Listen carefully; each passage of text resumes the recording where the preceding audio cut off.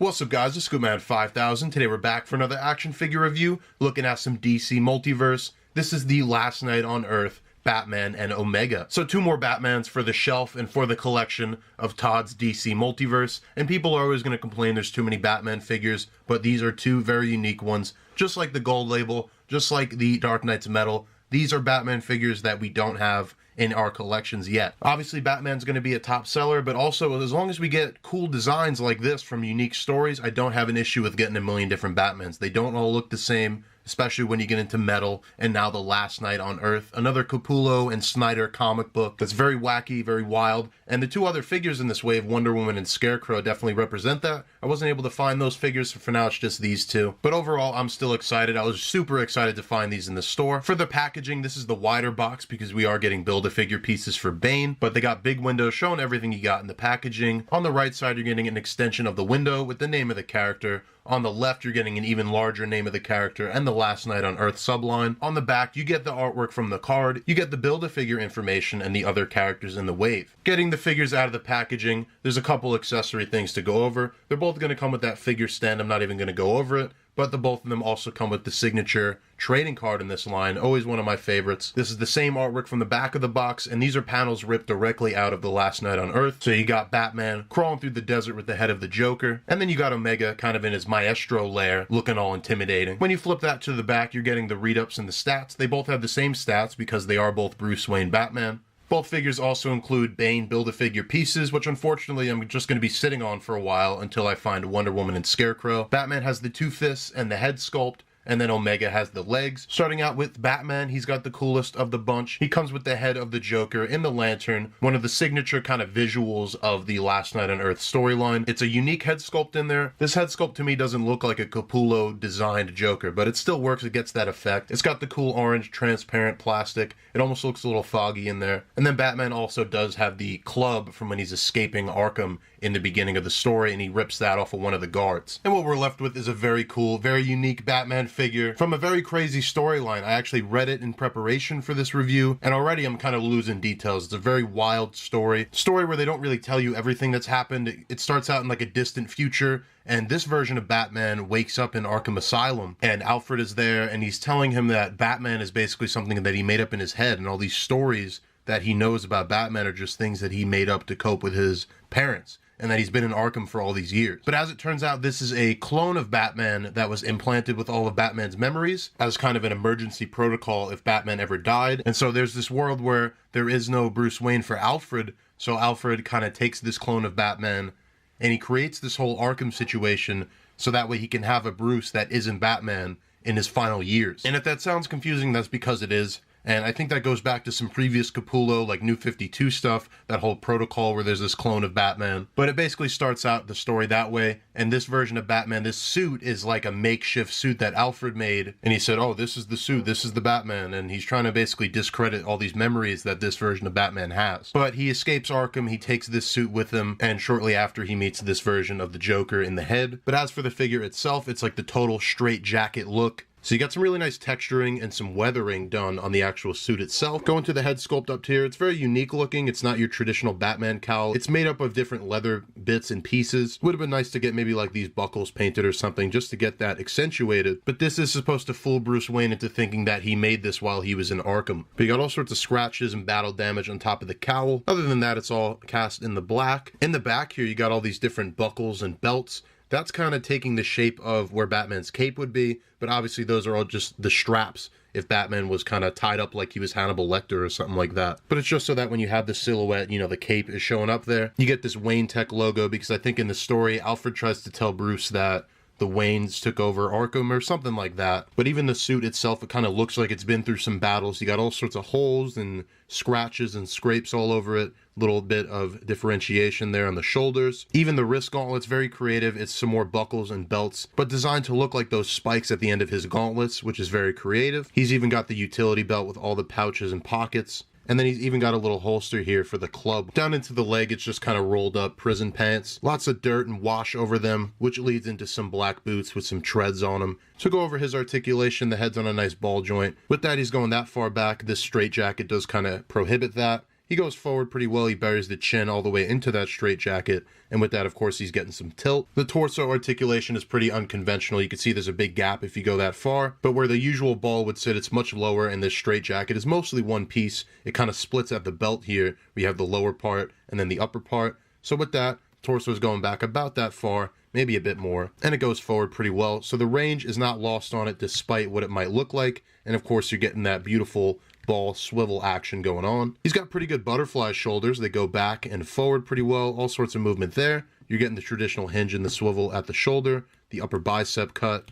The double jointed elbow is going pretty well. And then the McFarlane ball joints and hinges at the wrist. We have that usual McFarlane system for the legs with all the different pins and hinges down there. It's hidden pretty well by all these belts and straps, and also this longer straitjacket piece. The legs can kick back and forward pretty well, although the straitjacket bottom does prohibit that just a little bit. The double jointed knee can kick all the way back with no problem. Finally, he does have the same kind of joints at the foot here, and don't forget about the toe hinge, but mine are very much stuck. And then before we do comparison, we'll just get a little bit of a quicker look at this Joker. If you just wanted to get a closer look at that, really awesome menacing head sculpt in there. The back of it is solid orange, but I think the effect here in the front is really cool. It looks like it's kind of foggy in there. You got the orange kind of outlining, and it gets more clear towards the middle. But with Batman taken care of, let's go ahead and do our comparisons. And here he is with two of my recent favorites. We got the Todd McFarlane Gold Label and the Flashpoint Batman, and just a really cool assortment here. All the scale works pretty well. The Todd McFarlane one's a bit gigantic, but this is what I'm saying when people say there's too many Batman figures. But look at all the different characters we have here. I mean, this one is Thomas Wayne, this one's a clone, this one's Todd's own design. So in my opinion, bring on all the Batman figures that you can give us, because overall they're killing it with most of their releases.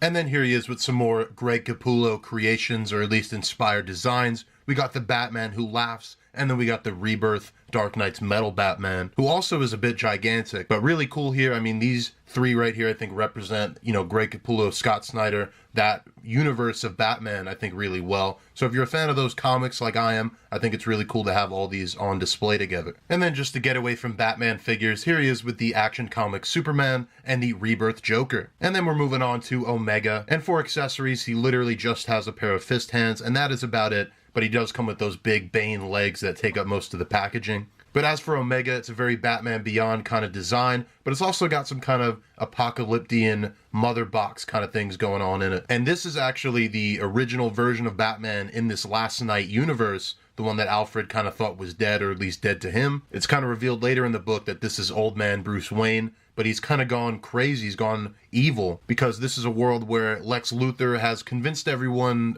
basically to be nihilists, and so they end up killing all the superheroes, and Batman makes everyone think he was dead.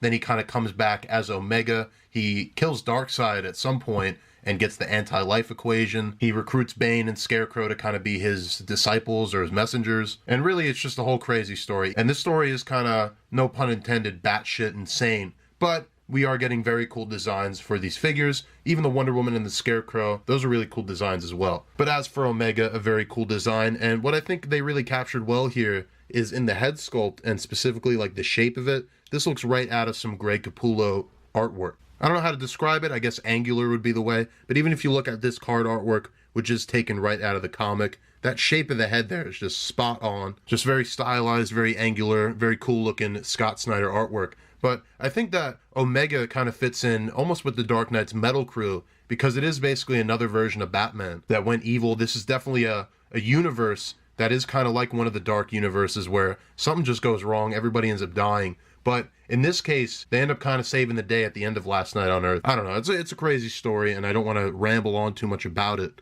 But I'd consider this guy an honorary member of the Dark Knight's Metal Crew, with the Batman Who Laughs and the Merciless and Devastator and all those guys. And I'm kind of debating back and forth whether I should include this Last Night on Earth collection with my Dark Knight's metal figures, or just put them with the rest of the DC Multiverse. But enough rambling. This is a very cool design. It's very Batman Beyond, I think. Starts out with the short cape here, and then obviously the, the fully enclosed mask, with really just a black mask with some white eyes peeling through. But this one does have those red lines kind of going all throughout the suit, and that's where I'm kind of getting the Apocalypse Darkseid thing going. One of the weapons that they use is Darkseid's head on a pike, which is just one of many things that this version of Batman has collected. And basically this version of Batman is the Maestro from Marvel Comics, where that's the Hulk, where he's got this whole kind of lair full of all these relics of the old dead superheroes.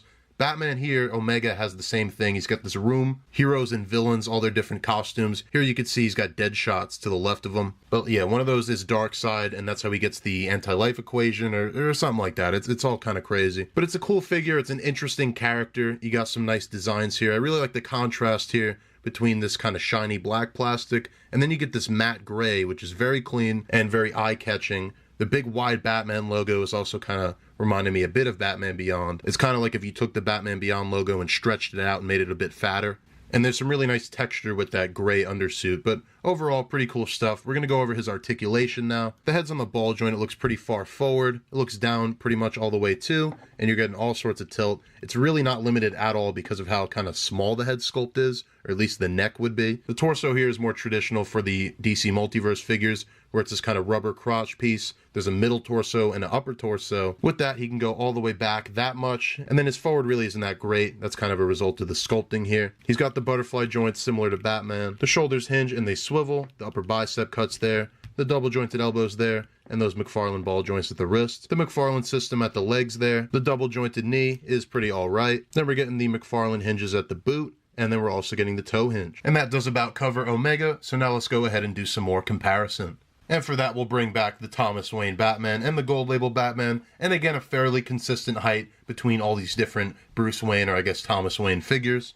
And then finally with the Batman Who Laughs and the Metal Batman, completing this Greg Capullo Batman universe. And that does complete our look at the Batman and Omega from Last Night on Earth. Some really cool, unique Batman designs to add to the ever-growing Batman collection. I'd say I definitely recommend reading the story before you pick these figures up, because they are very specific to that story, and I think it's kind of pointless to collect these figures if you're not kind of getting your knowledge up on the story. Even if you go ahead and watch like a comic explained recap or something like that, I think that's the way to go. Get familiar with these versions of Batman and Omega. They're pretty interesting, and they do make for some cool action figures, I guess, if you're not into reading comics. But always good to look at some DC Multiverse. Really like such a come up of DC figures, where the Mattel Multiverse was kind of just like a dead line. You'd barely even see it in Target and Walmart. And a lot of the figures towards the end, they got better, but they weren't the best figures, especially when compared to Marvel Legends. But now I think we're at a point where these DC figures are blowing Marvel Legends out of the water, and we're getting really cool, up-to-date, modern comic designs to go with that,